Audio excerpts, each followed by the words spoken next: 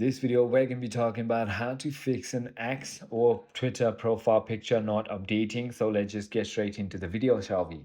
So first things first, all you need to do is try using a web browser to go ahead and log in and then check if you have the profile.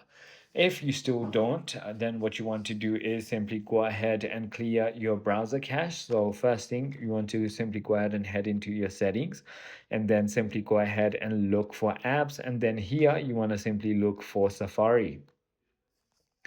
Once you found the Safari application, click on that and now click all the way down here to clear history and website data. Once you've done that, also try uninstalling and reinstalling your X account. And finally, for the last step, click on Settings, General, Transfer or Reset iPhone, Reset and Reset Network Settings. I hope this video clarifies everything for you. If you have further more queries, feel free to comment down below and I'll see you on the next one.